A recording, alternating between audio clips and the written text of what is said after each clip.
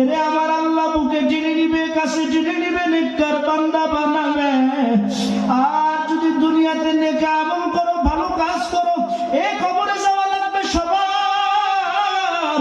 ওই কবর থেকে কেউ বাঁচতে পারবে না। ওরে দুনিয়ার মানুষ কি সামান গুছাইছো, কি সামান গুছাইছো?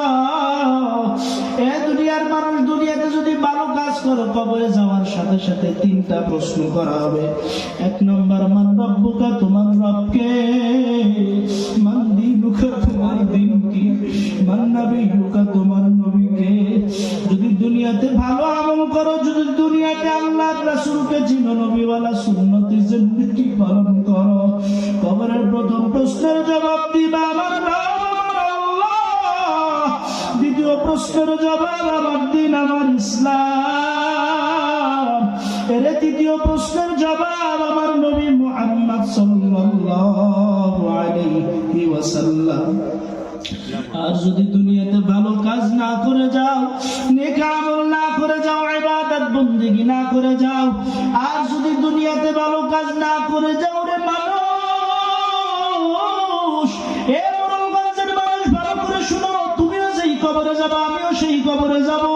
আর ওই কবরে যাওয়ার সঙ্গে সঙ্গে প্রথম প্রশ্ন করা হবে মান রব্বুকা, দ্বিতীয় প্রশ্ন করা হবে মান দীনুকা, তৃতীয় প্রশ্ন করা হবে মান নবিয়ুকা।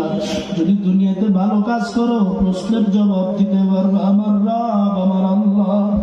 আর যদি দুনিয়াতে খারাপ কাজ করে যাও, আল্লাহ আল্লাহ রাসূলের সঙ্গে বেঈমানি করে যাও, তুমি বলবা লা আদরি, লা আদরি, লা আদরি, আমি কিছুই জানি না। আহারে কবরের মধ্যে, কবরের মধ্যে দুই পাশের মাটি এমন জোরে চাপ মারবে, ওরে চাপের সঙ্গে পাথরের হাড্ডি গুলা চুরমার হয়ে যাবে, একটা হাড্ডি আরেকটার মধ্যে ঢুকে যাবে। ওই কবরের মধ্যে এমন একটা সাপ, যেই সাপের একটা সাপ যদি দুনিয়ায় সবল মারত, এমন দুনিয়াতে কোনোদিন আর ঘাস জন্মাইতো না।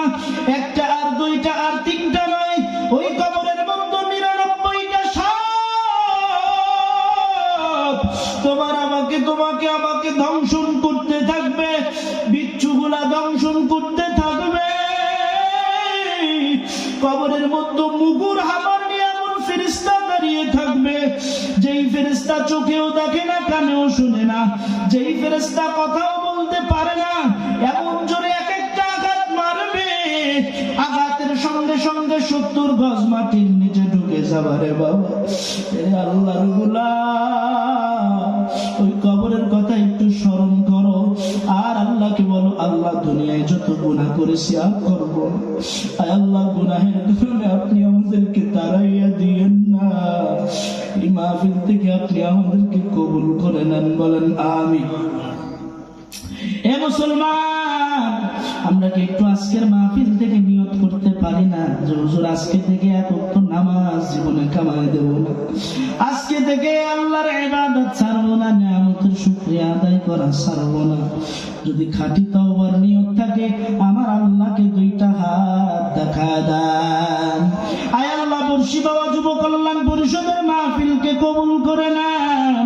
আয় আল্লাহ, এই যুবকদের পরিশ্রমকে কবুল করেন।